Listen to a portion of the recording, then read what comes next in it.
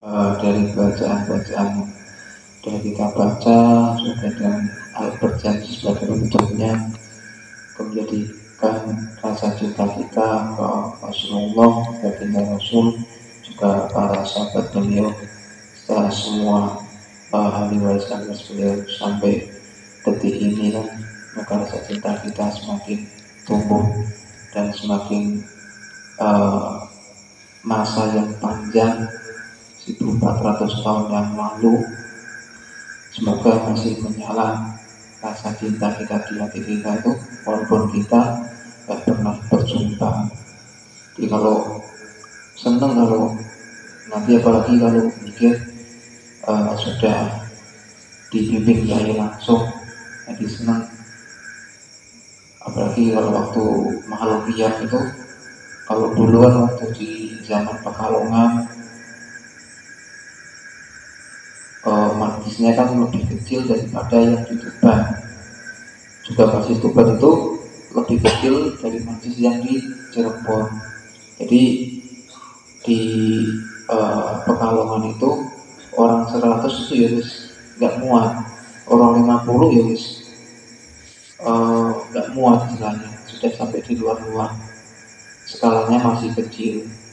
Apalagi saya juga masih kecil juga kan, juga masih paling imut-imut lah, dan mungkin ya amit-amit juga. Anak kecil kan biasanya kan taruhnya kan disuruh sama yang gede di tengah, jadi depannya ini ya ada ya banyak botol aqua kan, dulu ngajinya kan pakainya kan bikin air isian, belum ada kayak air jam-jam, kayak gelang, tasbih kan belum ada. Jadi di zaman Pekalongan ya adanya ya air jam-jam, air pikiran itu, air habis pikiran, jadi pikiran panjang. Jadi kalau Mahalukiyah itu ya pokoknya itu momen paling indah itu ya di Mahalukiyah. Di semua badannya gede-gede kan, dari luar daerah, gemuk-gemuk, tinggi-tinggi, sobakan, wajahnya keren-keren angker. Tapi kalau Mahalukiyah itu pada nangis. Ya sih juga bingung, oleh kanan nangis, kiri nangis, depan pada nangis, nangisnya tuh nangis air mata itu sampai jerewas itu, sampai umbelin sesekan. Jadi pakai sorban saja tuh yang tanggung jatahku untuk umbel itu, karena kadang nangisnya tuh wis gerum-gerum padahal sudah gerang-gerang, tapi ya itu tangisannya seperti itu kan, tangisan orang yang cinta, orang itu. Jadi tandanya orang yang cinta yaitu ya di dalam hatinya ya ada air mata kerinduannya itu, air mata cintanya, air mata rindu pada baginda Nabi itu kan, baginda Rasul Muhammad SAW itu kan bisa memadamkan api neraka. Makanya kalau lagi zikir sholawat itu sambil dihadirkan rasa cinta, rasa rindunya pada baginda Rasul. Juga kali Mahalukiyah ya semuanya ditumpahkan rasa cintanya, rindunya. Kalau kok bisa kok hati kita kok enggak bisa menangis, tandanya hati yang subur itu kan sebagaimana tandanya tanah itu kan. Kalau tanah ada mengandung air, ya namanya subur. Jadi tandanya hati itu subur ya mudah nangis itu kan. Dan nangisnya nangis mata karena cinta pada baginda Rasul, ya itu pasti ya berbeda dengan air mata waktu kita dalam kesusahan. Jadi ya berbeda, jadi ada nilainya. Makanya kalau waktu dikir sholawat, dikir Mahalukiyah, ya pokoknya dihadirkan rasa cintanya, ditunjukkan. Kalau kok hati kita belum bisa menangis, ya ditangis-tangiskan. Kok kebangetan atau seperti itu. Jadi kerasnya hati kita tuh kok dibanget itu, kok kebangetan ya Allah, kok keras di hati saya ini sampai tidak bisa menangis karena cinta ke Rasulullah, tidak ada keringnya. Jadi kering namanya, nanti biar untuk motivasi diri, biar untuk dan evaluasi, untuk tetap tekun. Iya bingung waktu dulu masih kecil. Ya umur 20-an lah, umur 20-an. Ya pada nangis semuanya, kanan nangis, kiri nangis. Saya juga bingung waktu itu. Akhirnya juga ikut menangis juga. Jadi nangisnya tuh karena ikut nangis sebelahnya ya. Kok udah nangis kabel? Akhirnya ikut menangis. Dan nangisnya tuh tanpa sebab. Lo sebelah pada nangis, ya juga nangis. Kok depan-depannya pada nangis, samping kanan samping kiri juga nangis. Depan saya juga nangis, sangguk-sangguk. Dan saya kok tolak yang itu ikut nangis juga. Di ya itu untuk bareng-bareng bareng-bareng di kalau dengarkan ngulang-ngulang dosen yai untuk menyemangati kita kan yaitu jadi Kanjeng Rasul itu waktu masih kumpul sama para sahabatnya bareng-bareng itu kan cerita di Kanjeng Nabi itu merindukan umat beliau ya waktu masa itu dia merindukan umatnya Kanjeng Nabi ya waktu itu kan ya umat Islam kan juga belum banyak, jadi belum seperti sekarang dibilang dunia kan sudah ada. Waktu dulu ya belum ada. Para sahabat yang balik bertanya, ya apakah merindukan kami ya Rasulullah? Kan saya setiap hari kan ya kumpul bareng istilahnya, ngobrol bareng, ya, bisa bersama bareng, beraktivitas bareng, berjuang bareng-bareng. Ya ngapain yang dirindukan? Nabi kan seperti itu. Ya ngapain dirindukan? Yang di dekat tadi ya ngapain dirindukan? Mau setiap hari kumpul di Kanjeng Nabi itu seperti kayak menerawang Jawa yang merindukan umatnya yang di akhir zaman, yang dari zamannya itu jadi menerawang ke depan sudah jauh dari masanya, tapi itu yang merindukan, nggak pernah ketemu, nggak pernah berjumpa, nggak pernah mendengar sabda beliau, juga nggak tahu hidupnya itu majunya seperti apa, kita juga nggak tahu. Tapi karena nggak tahu itu, tapi malah rasa cintanya itu kuat. Jadi merindukan orang di akhir zaman itu yang jauh dari masanya, tapi rasa cintanya melebihi rasa cinta yang mungkin lebih dari para sahabat-sahabat yang masa itu ada di sekitar baginda Nabi. Jadi makanya umum kita juga sudah di akhir zaman ya, makanya ditunjukkan rasa cintanya. Kalau lagi baca sholawat, lagi bahagia, jadi kan rasa cinta kita pada Rasulullah. Di berusaha di akhir zaman ini yang serba seperti ini ya, dari zaman fitnah, semuanya bisa jadi fitnah karena bisa tersebar di dunia maya. Makanya juga harus bijak-bijak. Kalau kita mau nggak menggunakan teknologi dengan filter tasawuf, filter zikir, ya jadinya kita ya ikut dunia digital. Makanya apa yang kita dengar, yang kita rasakan, ya apapun yang kita diterima oleh panca indera kita, ya pokoknya kita lihat, kita dengar, kita saring dengan tasawuf. Jadi yang kita lihat jelek, ya kita ambil pelajarannya. Tasawufnya itu untuk jadi bekal makanan rohani kita tuh. Kalau kok yang terlihat jelek, berarti hakikat yang kita lihat jelek itu apa yang bisa kita ambil pelajaran positifnya. Dari medan kita sudah diajarkan lewat pengalaman langsung. Ya pokoknya karena kita orang Toriko ya, kita melihat segala sesuatu, memiliki sesuatu ya harus dengan kacamata orang Toriko. Jadi biar lebih bijaksana, kita memutuskan segala sesuatu, kita memiliki segala sesuatu Ya akhirnya kita berusaha untuk melibatkan Allah di dalamnya. Kita melangkah A dan melangkah B, ya kita berusaha melibatkan Allah di dalamnya.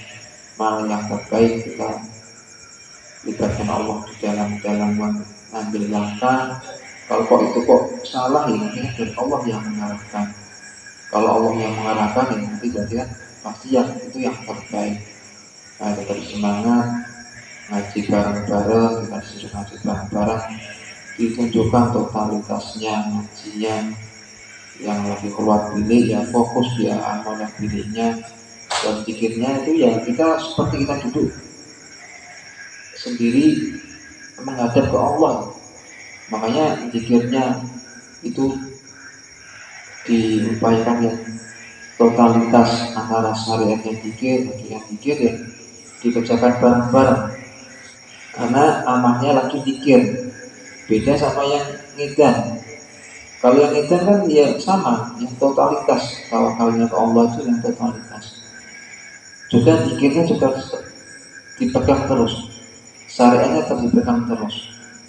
Jadi walaupun dalam keadaan yang serba gak enak itu di dalam dunia ngedan, makan gak jelas, tidur gak jelas, tempat kita berdiri juga gak jelas, di mana kita berada, di kampung mana, daerah mana, kita menghadap ke utara, selatan, ke barat, atau ke timur, kita juga nggak tahu. Tapi kan kita punya Allah, makanya nggak ada rasa khawatir, rasa takut, karena kita punya Allah. Ngapain harus takut lapar? Kan kita harus takut ke Allah daripada takut ke lapar, malah takut ke nafsu kita sendiri. Ya kita takut ke Allah. Sampai rasa takut kita ke Allah itu menghilangkan rasa lapar yang kita tahu. Rasa sakit yang kita terima itu karena kita takutnya ke Allah, akhirnya ya rasa sakit yang kita terima akhirnya jadinya ringan. Jadi sama di dalam keadaan seperti itu, tapi hati kita tuh, rohani kita berusaha untuk dihidupkan.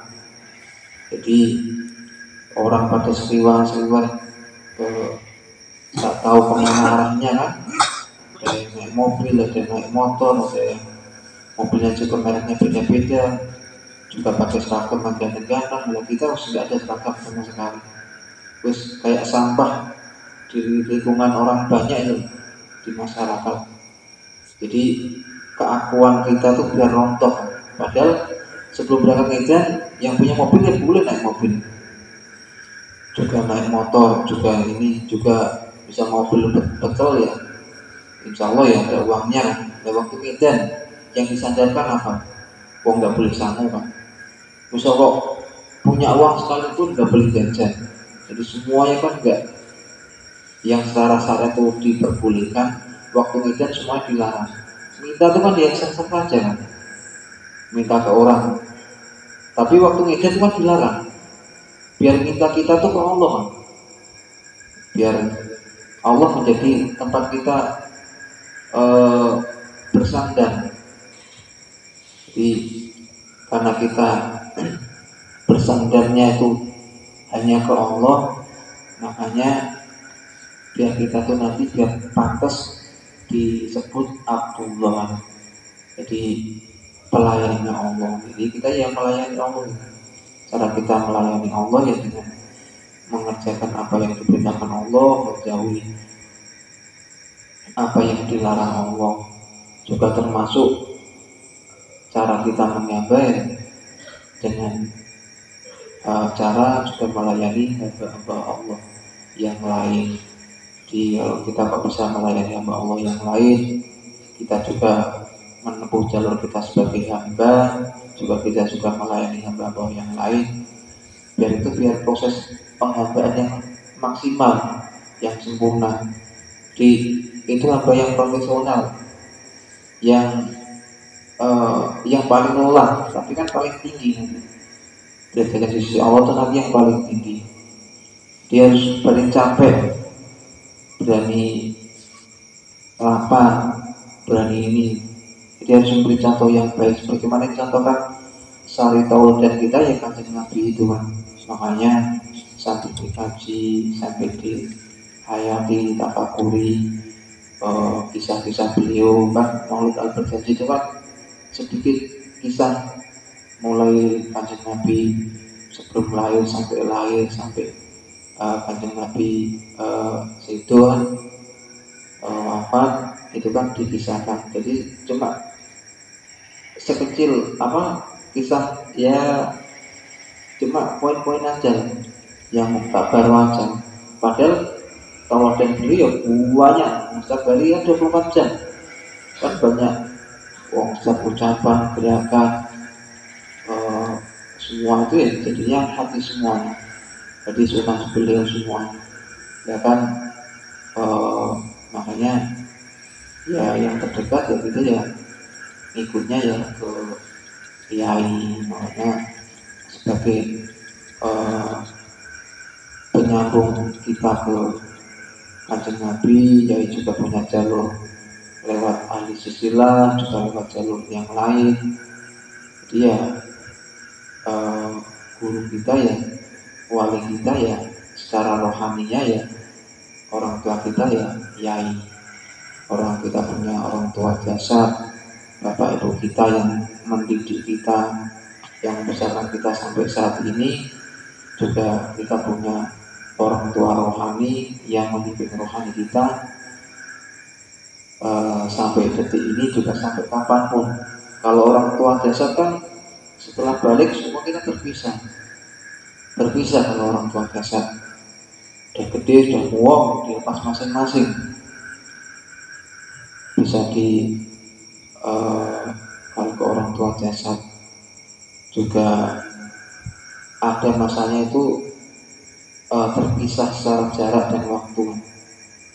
Tapi kalau orang tua rohani itu kan nggak pernah tidur. Jadi 24 jam ya yang ngomong kita. Orang tua kita, guru-guru syariat kita ya ngajarnya ya paling 12 jam 6 jam. Kalau orang sekolah itu kan jam 7 sampai jam 1 siang. Itu pengawasan orang guru secara syariat di madrasah seperti itu kan. Kalau pengawasan orang tua ya setelah kita pulang dari sekolah ya sampai malam, sampai pagi lagi, itu pengawasan orang tua. Kalau guru rohani itu kan 24 jam kan non-stop. Walaupun secara jasad tertidur, tapi secara rohani kan kita gak pernah tertidur. Jadi terhubung terus. Makanya karena yang punya Nur Muhammad yang paling terang ya, yang guru kan. Dan kita sebagai murid ya kita harus melihat Nur Muhammad yang di diri kita itu biar jangan sampai redup. Makanya harus disambungkan terus ke yai sebagai porosnya kita ya yai sebagai penyambung. Kalau yai nyatakan kan tawaduknya beliau kan petugas PLN. Cara yai tawaduknya ke kita kan seperti itu. Jadi sebagai PLN-nya kita biar bisa listrik kita nyala tuh ya yai sebagai penyambung. Jadi kalau kita ke Allah ya yai sebagai penyambungnya Allah, bukan PLN. Ini nur alam nur, itu samawati wal ardh, ini cahaya langit dan bumi yang dari malaikat, dari Allah ke malaikat Jibril, Kanjeng Nabi sampai ke yai, sampai nanti dipancarkan ke kita. Tinggal kita tinggal membersihkan, menjernihkan membersihkan ya kaca rohani cermin hati kita masing-masing biar bisa menangkap cahaya itu. Kalau kok rohani kan cuma menyala, karena dengan Allah itu kok udah menyala, ya nanti pemahaman akan semua masuk tanpa harus belajar. Makanya harapannya itu setelah selesai keluar fisik 41 itu udah semuanya selesai, kembali ke masyarakat, ya waktunya menyala di masyarakat. Jadi udah bisa dipakai untuk penerang di lingkungannya masing-masing. Semakin nanti kok lampunya nyalanya semakin terang ya nanti yang datang semakin banyak.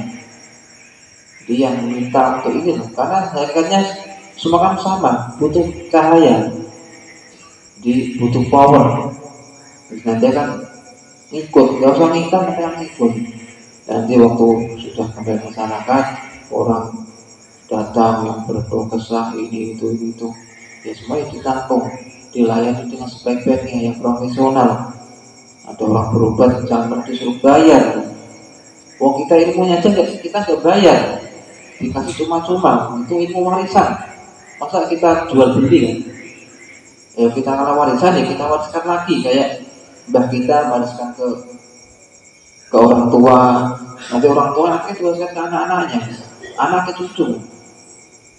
Jadi nggak disuruh, masa orang tua sama anak disuruh beli kan, enggak diwariskan. Jadi ya karena ilmu itu warisan, nanti kalau diaplikasikan di masyarakat ya itu sebagai jalan dakwah. Jadi ya jangan ditarifin lupa Mbah Soekarno Mesem, ya jangan kayak gitu. Itu jadi malah ilmu itu nanti malah mati, dicabut sama yai. Jadi harus yang totalitas. Kita semakin totalitas, Allah nanti yang ganti. Jadi bukan malah itu jadikan aset untuk mempertebal kantong sendiri. Ini bukan bisnis, ini kan amalia. Jadi itu dikasih bekal itu untuk jalan dakwahnya. Karena kalau sudah dalil juga gak mungkin bisa. Dua di rumah sudah banyak yang bisa dalil. Apalagi yang khotbah sudah banyak, sudah ada jadwalnya tuh. Gak ada nama kita ya. Jadi jadwal khotbah di masjid itu gak ada nama kita. Itu harus dipegang. Jadi itu yang nama ditempel di situ tuh berarti sudah ahlinya. Nah kita di seperti itu kita nggak bisa, kita bibolnya masing-masing. Kita taunya ya itulah yang paling gampang ya kayak anak atau minal iman gitu. Itu aja yang saya ingat itu. Karena itu sangat teringat waktu sowan ke guru waktu lebaran dulu. Itu disalahgunakan untuk menghabiskan jajannya guru waktu dulu maksudnya. Ternyata maknanya kan semakin luas. Nanti semakin rohani kita semakin bersih ya, nanti kan semakin luas maknanya, itu semakin luas. Oh ternyata an-nadhafatu minal iman. Kenapa kok iman bukan Islam? Ternyata iman itu kan hakikat. Yang dibersihkan tuh ya iman dulu itu. Hati kita, rohani kita tuh yang dibersihkan. Bukan yang secara syariat malah dibersihkan, rumah dibel, kaca dibel, motor dibel, tapi batinah kita nggak pernah dibel, pernah disapu. Jadi an-nadhafatu minal iman itu sebagai contoh. Jadi makna itu luas. Makanya kayak di Waqiah sendiri itu kan yang ini la yamasau ilal mutahharun itu kan sebelumnya ayatnya gimana? La yamasau ilal mutahharun di Al-Quran itu kan, pokoknya Al-Quran itu di ayat selanjutnya itu penjelasannya kan la yamasau ilal mutahharun. Itu kalau di mana syariat ya kita nggak boleh megang Al-Quran kalau kita nggak suci kan. Padahal batinah kita kalau nggak suci itu nggak akan bisa kemasukan makna Al-Quran, itu nggak akan masuk. Di Al-Quran itu nggak akan masuk ke dalam batinnya orang yang nggak suci. Itu maknanya kan semakin luas. Nanti semakin luas lagi. Bila yang masuk ilal mutahharun. Jadi itu maknanya itu semakin luas. Makna yang tersiratnya itu semakin bening batin seseorang, nanti akan jangkauannya semakin jauh. Makanya ilmunya Allah itu pena dijadikan tumbuh-tumbuhan jadikan penanya, terus air lautan semua air jadikan tintanya. Untuk ilmunya Allah itu kan tidak akan mampu. Jadi apa yang kita tahu sekarang ini itu sangat sedikit dibanding apa yang tidak kita tahu. Jadi kita itu jangan merasa pintar, karena yang kita tahu itu berapa persen, yang nggak kita tahu itu lebih banyak. Itu berbagai di dunia aja kan. belum dunia dua, alam-alam yang lain. Jadi makanya ilmunya Allah itu luar biasa. Makanya sebenarnya kita sebagai Abdullah menghamba, menjalankan sebagai jalan kita sebagai seorang hamba, seorang saleh, yang dikerjakan apa yang diarahkannya ya sudah, ya dikerjakan, misalnya ditambahin bisa dirubah. Karena nanti apa yang kita perjuangkan itu nanti punya kita masing-masing, yang di kolom ini, yang kolom fisik, yang semangat yang di lapangan dipersembahkan yang terbaik. Wong kita juga gak punya apa-apa kan, kita tuh punyanya cuma waktu, tenaga, ya sama rezeki itulah, pikiran. Ya rezeki kita ya itu aja, nggak punya yang lain. Jadi punya uang, ya punya, cuma gak banyak menurut orang lain. Ya menurut kita ya sedikit, tapi itu rezekinya Allah. Terus kita punya waktu, dan itu semua nanti juga berbatas dengan waktu. Jadi hidup kita yang sebentar ini, yang singkat ini, kalau nggak kita pergunakan dengan bijaksana, ya nanti kan kita sesalkan di kemudian hari. Mungkin nggak besok, ya nanti kan lusa. Kalau nggak waktu kita hidup, ya nanti waktu kita meninggal. Kalau nggak di alam dunia, di alam akhirat. Dan jangan sampai nanti ada penyesalan di kemudian hari. Waktu kita memperjuangkan apa yang harus diperjuangkan, waktu kita makan sakit juga kenyang. Jadi kita bentuk rohani kita yang dengan sebaik-baiknya. Kalau rohani kita terbentuk, nanti biar apa anugerahnya Allah nanti biar didatangkan. Jadi nanti berbeda. Kalau dikasih contoh yai itu beli mobil, beli ini, itu contoh. Tapi itu nggak dimasukkan dalam batin. Pokoknya kodir beli juga gak dipakai-pakai. Itu contoh. Makanya dikit yang sungguh-sungguh. Ngasih contoh aja tuh harganya 370 juta. Itu contoh untuk kita, itu contoh. Dikit yang sungguh-sungguh, amal yang sungguh-sungguh. Nanti kalau totalitas, Allah nanti nabungnya juga totalitas. Yang diinginkan. Padahal bercanda beli beneran kodir. Kemarin beli. Padahal juga punya uang. Habis beli ya udah selesai, nggak ada lagi. Udah, mau itu untuk contoh. Ya udah. Jadi nanti kalau kok, karena seperti itu kan semuanya kan sudah kebentukan sudah lama. Jadi rohaninya itu sudah di atas rata-rata sekali. Nah kita dikasih kaya tapi batinnya kita belum siap. Ya jadi kita malah keluar real. Jadi malah kita nanti malah keluar dari jalurnya. Tapi kalau kok batinnya kita sudah menurut Allah kok kita sudah orang yang amanah, entah amanah rezeki, amanah ilmu, atau amanah kedudukan, ya nanti kan dikasih sama Allah. Karena ada amanahnya. Makanya tinggal level amanah kita tuh sampai sejauh mana. Kalau kok sejauh level 1 ya berarti nanti kan dikasih amanah sama Allah ya sejauh level 1. Jadi tidak akan melebihi dari itu. Makanya tetap kita berproses, ngaji bareng-bareng, juga saling doa mendoakan, juga mohon maaf atas segala kekurangannya. Mungkin bercanda-bercandanya juga kita jangan lupa untuk mendoakan guru kita bareng-bareng, supaya beliau sebagai orang tua kita secara rohaninya, juga kedua orang tua kita yang masih di alam dunia, kalau mungkin sudah di alam barzah, ya semoga sama Allah diberi nikmat yang senikmat-nikmatnya di sisi Allah. Ke guru kita, orang tua kita, semoga dilindungi sama Allah, selalu diberi kesehatan, keselamatan, dijaga oleh Allah. Semoga kita semuanya sebagai santri beliau, di anak-anak rohani beliau, semoga diberi kemampuan, kekuatan untuk dalam tali iman dan Islam, bertakwa ke Allah di jalan yang diajarkan oleh Yai. Amin. Amin. dulu. Assalamualaikum warahmatullahi wabarakatuh. Sallallahu alaihi